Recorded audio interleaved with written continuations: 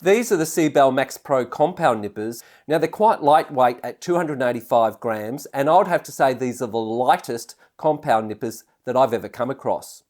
Now they also come with switchable tungsten carbide blades, which are these straight ones here, but they also come with a curved set as well. And these blades are replaceable. Now the curved blades are great for nipping and shaping glass, while the straight blades are great for cutting ceramic, porcelain and stone up to a maximum thickness of 12 millimeters.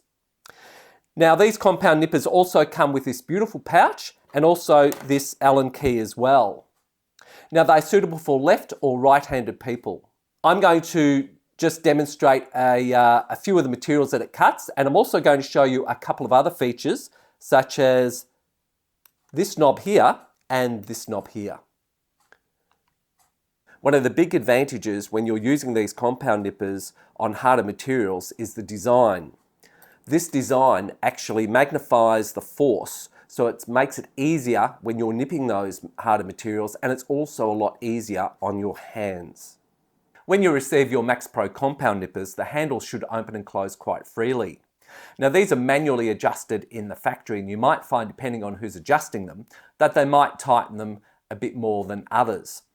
Now, for instance, I have already tightened these just to demonstrate what I mean. And if we close these, see how they don't open up freely? I can open them up by just opening them with the handle, but they don't freely open. So all we need to do is we just need to adjust these two Allen key sockets, and it's very, very easy to do. If we turn it on its side there, and you will need two Allen keys, and your husband may have one of these, an extra one, or they are very cheap to purchase. Now, in most cases, this doesn't need to happen, but just on the odd case, I just thought I'd give you this little tip. So all we do is we put one Allen key in there, and we put the other Allen key in there. And all we do is turn them in opposite directions. We can hold that Allen key and just turn that one, just to loosen it, just a bit of a turn. And the same with the other one here. We put an Allen key on that side, an Allen key there, and we just loosen it off. So we're basically turning it like that in opposite directions. Now what happens when we open and close those? See how free that is? So I just thought I'd give you that little tip. Most times you won't need to do this because the nippers will come ready adjusted, but occasionally, you know, whoever's on the factory floor may just give them a bit more of a tighten, and that just means that they won't open as freely. Once it's done, you don't have to worry about it again. Now, before I get into showing you a few of the materials that I'm going to be cutting with these Max Pro compound nippers, I just want to point out a couple of features, and that's this knob here, and that's this knob here. Now, this knob, when you undo it, will allow the jaws and the handles to open.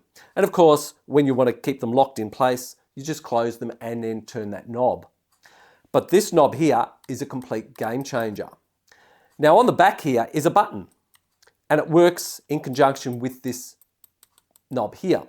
Now, if we get our thumb, and you can use your finger if you want to, and we push that knob in, or that button in, this knob pops out a bit. So we just get it and turn it, and it'll click into place. Now what this does is, when you open these back up, the jaws open up wider. And if you don't want them to open up wider, you can just close them, turn that knob, push that button in, turn that back around, clicks into place, and then when you open them up again, they don't open up as wide. Now this is really, really handy for those people that may have small hands, because with ordinary compound nippers, or the ones that I've used and seen, they're either open or they're closed. And of course they open up usually quite wide, which makes it difficult for some people with small hands to actually use them.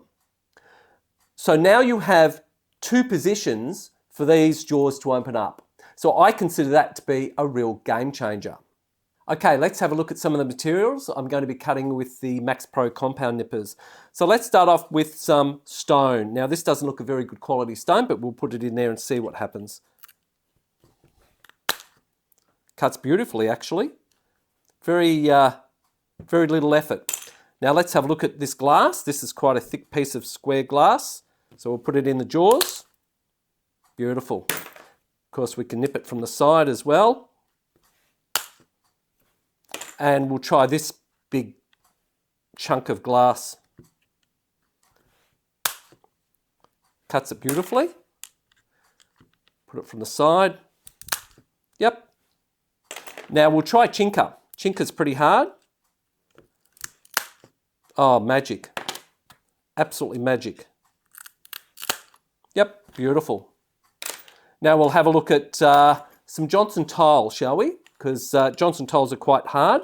And I'm going to take off that end there, so we'll see how that goes. Yeah, it's pretty good. Now I will take this bit off here.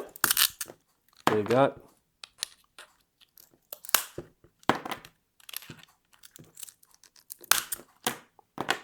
Does that well. Now we'll have a look at some glass. This is just 3mm stained glass. Cuts it beautifully. Really, really nice. And we'll have a look at this piece as well. Because as we know, glass, not all glass is the same. Yep, cuts that pretty good. There are some little shards though at the bottom here, we'll try this one here. See how you get these little shards on the coming from the tile. Now, if you were using the SeaBell double-wheeled glass nippers, then you wouldn't get that because they've been specifically designed for glass. But it still cuts really quite well. It's just you've got to expect in some cases to get little shards. Well, I've cleaned up the work area a little bit from all the shards, and now I'm going to cut this plate. And this plate's a beautiful plate, but it can be difficult to cut. So I want to try it with the Max Pro compound nippers and see how they perform with this plate. So I'm going to put it on the side there, and I'm wanting to cut out one of these designs here. I don't expect the plate to break across here in a nice way because I do have the foot to go through.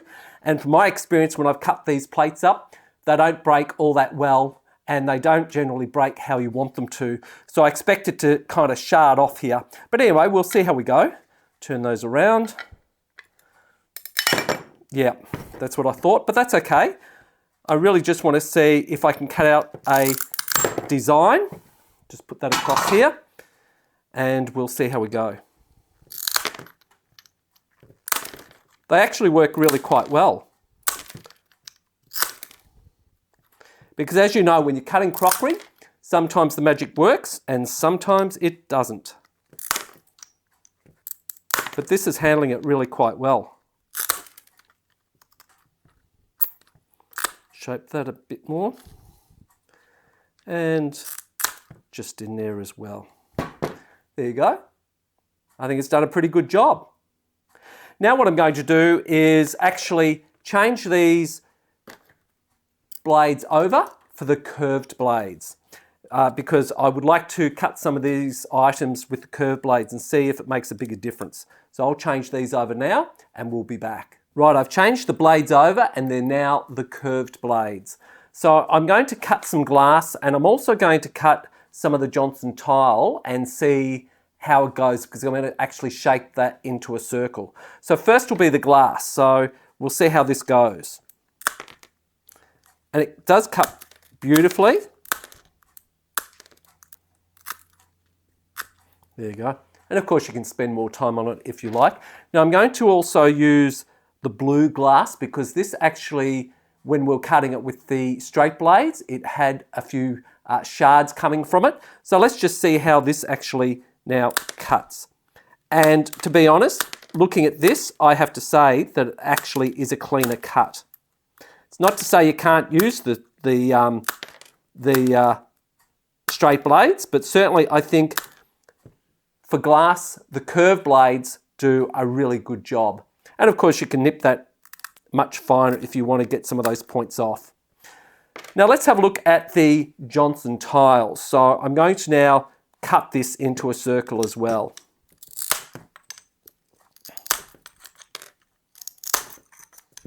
Just to give us a bit of an idea and see how it goes.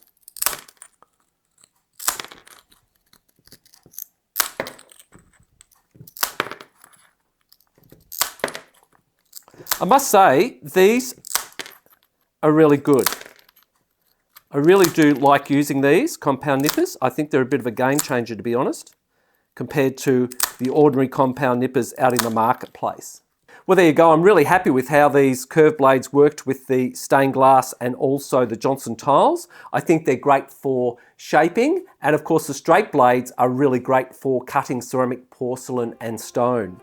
So you have the best of both worlds.